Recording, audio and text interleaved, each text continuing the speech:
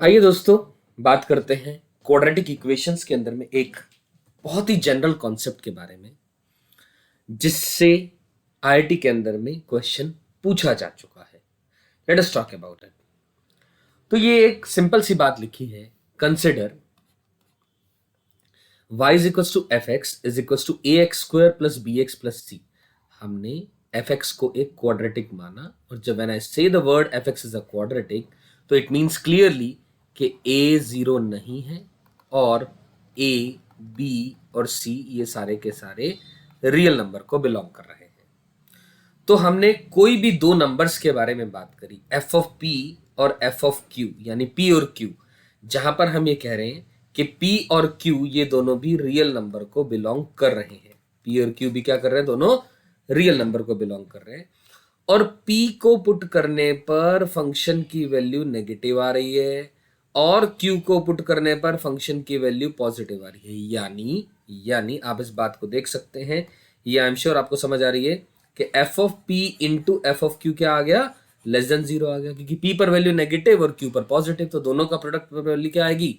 Negative आएगी। Then ये बहुत खास बात, क्या this quadratic equation A X square plus B X plus C equal to zero जिसकी अपन बात कर रहे हैं, it has one root lying between P and Q.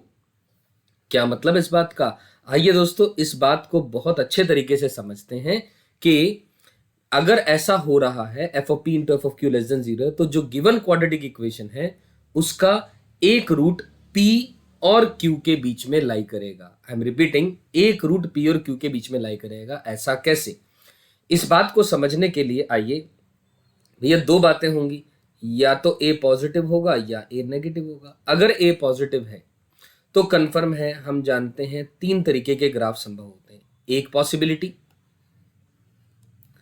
दूसरी पॉसिबिलिटी और तीसरी पॉसिबिलिटी की एक्स एक्सिस को काट करके जाए, right?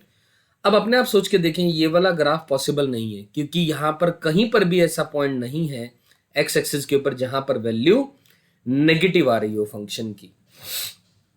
It is always positive. ये तो डी लेस देन जीरो का ग्राफ हो गया, तो ये तो कैंसिल हो जाती है बात। और यहां पर भी किसी भी पॉइंट पर ऐसा ग्राफ में कोई भी पॉइंट नहीं है जहां पर पी पर वैल्यू नेगेटिव आ रही है, तो ये भी डी इक्वल टू जीरो का केस है, ये भी कैंसिल हो जाता है। और हम जानते हैं ये डी ग्रेटर देन जीरो है क्योंकि यहां पर रियल एंड डिस्टिंक्ट रूट्स आ रहे हैं। तो पी पर वैल्यू नेगेटिव आ रही है और क्यू पर वैल्यू पॉजिटिव आ रही है। तो ऐसा कहा जा सकता है कि इस पॉइंट और इस पॉइंट यानी दोनों रूट्स के बीच में कोई भी एक पॉइंट पी लाई कर रहा है और कोई भी एक क्यू पॉइंट जो है वो आगे लाई करेगा इन दोनों रूट्स के बीच को छोड़ करके। और हाँ, हमने जब p पर नेगेटिव और q पर पॉजिटिव है तो हमने कुछ भी नहीं कहा कि p और q में कौन बड़ा और कौन छोटा है।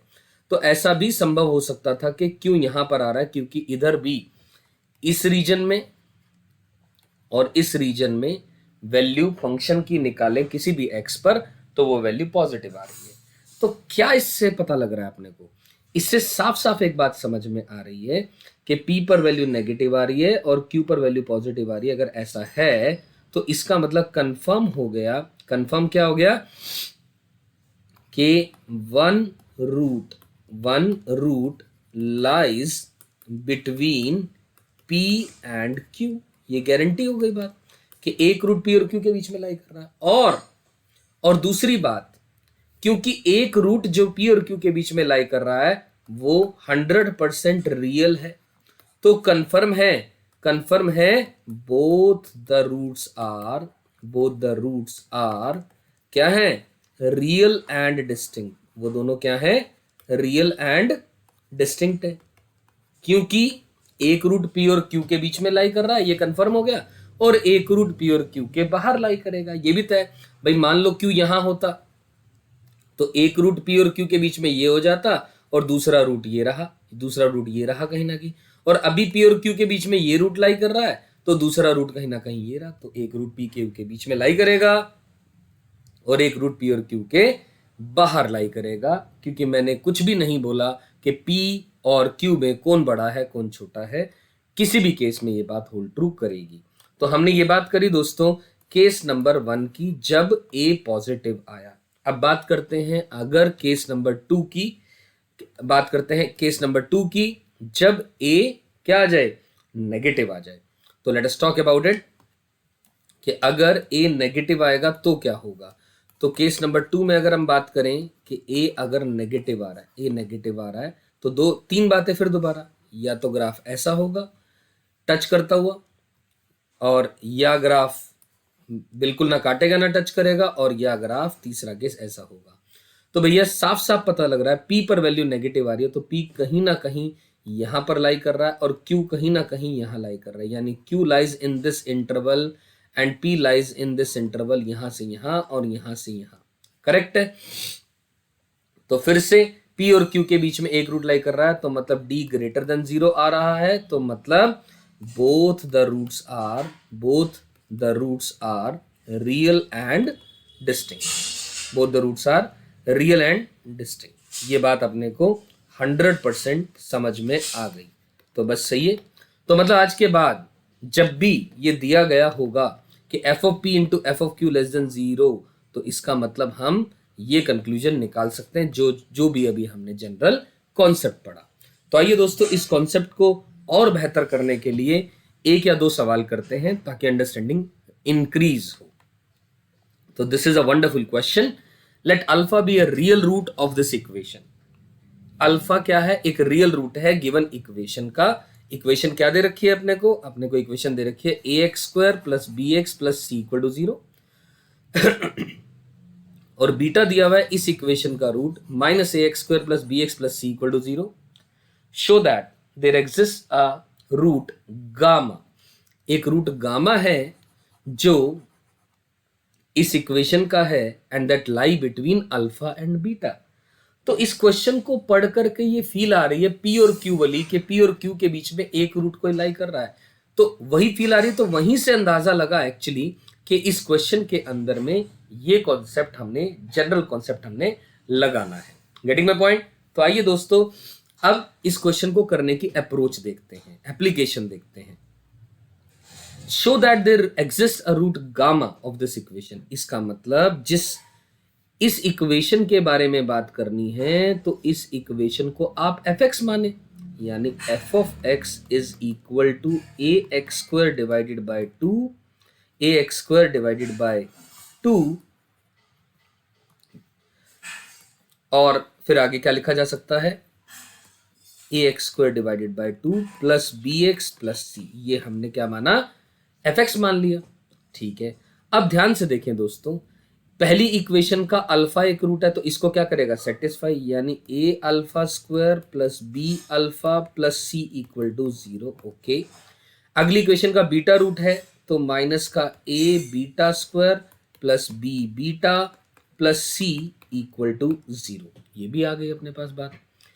अल्फा एक रूट आ गया और बीटा एक रूट आ गया, ये भी अपने पास बात आ गई। अब ध्यान से देखिए, हमने बात करनी है कि गामा जो है वो अल्फा और बीटा के बीच में लाई कर रहा है, और गामा इसका एक, there exist a root gamma of this equation जो कि इन दोनों के बीच में लाई कर रहा है। अब एक काम करते हैं, एफ ऑफ अल्फा निकालते हैं, यानी A alpha square by 2 plus B alpha plus C.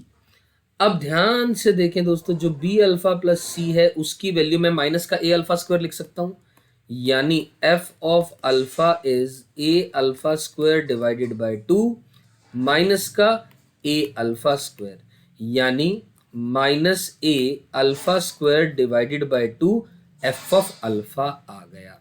यहां तक क्लियरिटी है, इसमें कोई कंफ्यूजन नहीं है। ठीक इसी तरीके से एफ ऑफ बीटा निकाल लो। देखो, ये जब मैं कर रहा हूं एफ ऑफ अल्फा और एफ ऑफ बीटा, तो साफ फील आ रही है मुझे एफ ऑफ पी और एफ ऑफ क्यू की, वही जो अभी हम लोगों ने जनरल कॉन्सेप्ट में पढ़ा है। तो इस बात से, क्योंकि मैथ्स के अंदर में ये समझना जरूरी है कि भैया ये कैसे पता लगे कि इस क्वेश्चन के अंदर में वही वाला कॉन्सेप्ट लगना है, तो मैं आपको वो फील कराने की कोशिश कर रहा हूं इस सवाल के थ्रू। तो एफ ऑफ अल्फा आ गया, एफ ऑफ बीटा आ गया। तो एफ ऑफ बीटा के बारे में बात करें तो A beta square by 2 plus B beta plus C. यहां तक बात समझ में आती है। तो ध्यान से देखें, अब बी बीटा प्लस सी इसकी वैल्यू ए बीटा स्क्वायर लिख सकते हैं, यानी a beta square by 2 plus a beta square, यानी 3/2 times of a beta square. अब ध्यान से देखें दोस्तों, ये एफ ऑफ बीटा की वैल्यू आ गई, ये एफ ऑफ अल्फा की वैल्यू आ गई। अब साफ साफ पता लग रहा है, क्वेश्चन ने दे रखा है अल्फा और बीटा पर वैल्यू जीरो नहीं है, अल्फा बीटा दोनों जीरो नहीं है। और ये क्वाड्रेटिक इक्वेशंस की बातें की गई, show that the real root of the equation, equation की बजाय मुझे यहां पर मैं ये भी लिख देता हूं कि ए जीरो नहीं है, ए जीरो लेटर से नहीं है, या मैं हर एक वर्ड के अंदर, हर एक इक्वेशन के अंदर मैं क्वाड्रेटिक इक्वेशन वर्ड यूज कर देता हूं, इसको आप गिवन माने इस सवाल के अंदर में। तो ए जीरो नहीं है, अल्फा जीरो नहीं है, तो कंफर्म है भैया। क्या बोला जा सकता है, ध्यान से देखें, अब ए का साइन पॉजिटिव है या नेगेटिव है हम कमेंट नहीं कर सकते, लेकिन हम एक चीज जरूर कर सकते हैं, F of alpha into F of beta का प्रोडक्ट निकालूं अगर मैं, तो क्या बन जाएगी वैल्यू। ध्यान से देखें, f of alpha into F of beta कर रहे हैं, तो माइनस का 3/4 a square alpha square beta square आ रहा है। ध्यान से देखें इस बात को, ध्यान से देखिए दोस्तों कि एफ ऑफ अल्फा, मैं लिख दे रहा हूं बात, f of alpha into F of beta की वैल्यू क्या आई, माइनस का 3/4 a square alpha square beta square. A alpha beta तीनों में से कोई भी जीरो नहीं है, तो तीनों का स्क्वायर है, तो कंफर्म है पॉजिटिव होंगे, तो इसका मतलब नट शेल में ये वैल्यू नेगेटिव आ गई। तो अगर दोस्तों f of alpha into F of beta less than zero आ गया, irrespective of the fact alpha और बीटा में से कौन बड़ा कौन छोटा है, हमें ये बात क्लियर हो जाती है, 100% क्लियर हो जाती है। Therefore, there exists a root, उसका कुछ भी नामकरण कर सकते हैं, गामा कर दो, कुछ भी कर दो, gamma that lies between alpha and beta. और हमने यही तो इस सवाल में प्रूव करना था। तो आई एम श्योर आप सभी को ये कॉन्सेप्ट इस क्वेश्चन के माध्यम से समझ में आया होगा कि भैया एक रूट अल्फा और बीटा के बीच में लाई कर रहा है, जिसका नाम लेटर से गामा है, राइट।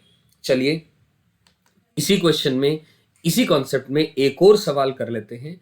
अब क्वेश्चन में दिया गया है a less than B less than C less than D, A B से छोटा, बी सी से छोटा, सी डी से छोटा है, और हमने बताना है show that the quadratic equation, इस इक्वेशन के बारे में कि it has real roots for all the real values of K की किसी भी रियल वैल्यू के लिए इसके रियल रूट्स हैं। तो सबसे पहला एक काम करें दोस्तों, हम इसको एफ एक्स मान लें, यानी x minus a into x minus c plus k times of x minus b into x minus का डी। हमने क्या माना, इसको एफ एक्स मान लिया, यहां तक क्लियरिटी है। चलिए जब एफ एक्स माना तो अब क्या कर सकते हैं, हमने प्रूव करना है इसके रियल रूट्स हैं। अब ए बी सी डी के बीच में कंपैरिजन की बात हो रही है, ये तो तय है ए बी सी डी सारे के सारे रियल नंबर्स को बिलोंग कर रहे हैं, ये तो कंफर्म हो गई बात, ठीक है। अब के पॉजिटिव नेगेटिव जीरो कुछ भी हो सकता है भैया, एक तो बहुत बात क्लियर है, इफ के इक्वल टू जीरो मान लो, मैं डायरेक्टली बोल देता हूं, अगर के जीरो आ जा रहा है तो ये इक्वेशन बन जा रही है x minus a into x minus का सी इक्वल टू जीरो। और मुझे इस बारे में बात करने की भी जरूरत नहीं है, आप सभी को समझ में आ रहा है, इसका एक रूट ए आ गया और एक रूट सी आ गया, यानी इसके रियल रूट्स आ चुके हैं और दोनों के दोनों वो डिस्टिंक्ट है, क्योंकि ए सी से छोटा है। तो ए अगर के जीरो है, ये वाला तो केस हमने कर लिया। अगर के जीरो नहीं है, अगर के जीरो नहीं है तब हम क्या करें, अगर के जीरो नहीं है तो अब आप क्या कर सकते हैं, ध्यान से देखें, हम एक काम करते हैं, एफ ऑफ ए निकालें, अगर ए पर वैल्यू निकालें, एक्स की ए वैल्यू पर, यहां पर फंक्शन कैपिटल एफ एक्स की वैल्यू निकाल दें, यानी k times of A minus का बी इंटू ए माइनस का डी। और इसी तरह एफ ऑफ बी निकाल लें, यानी क्या आ जाएगा, B minus a into B minus सी।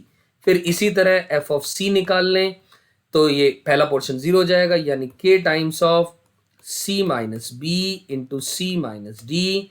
और एफ ऑफ डी निकालें, वो बन जाएगा d minus a multiplied by d minus c. यहां तक बातें अपने को क्लियर हो गई। अब एफ ऑफ ए आ गया, एफ ऑफ बी आ गया, एफ ऑफ सी आ गया और एफ ऑफ डी आ गया।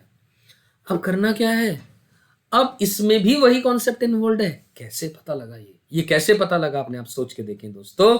मैं क्या कर रहा हूं, लेटस से मैं इन दोनों को मल्टीप्लाई कर देता हूं। अब आपके मन में आ रहा होगा सर आप एफ ऑफ ए और एफ ऑफ सी को ही क्यों कर रहे हैं, औरों को क्यों नहीं कर रहे हैं? अरे भाई दोनों के अंदर में के और के इन्वॉल्व है, इसलिए थॉट आया उन्हीं को मल्टीप्लाई करके देख लेते हैं कि कोई निष्कर्ष या कोई रिजल्ट मिल रहा है कि नहीं मिल रहा है। और आपका मन है एफ ऑफ ए और एफ ऑफ बी का मल्टीप्लाई करना है, तब भी करके देख सकते हैं। उसमें कोई आपको रिजल्ट को नेगेट करने वाली बात नहीं मिलेगी। क्लियर है? तो आइए दोस्तों, अब यहां से साफ साफ पता लग जाएगा क्या।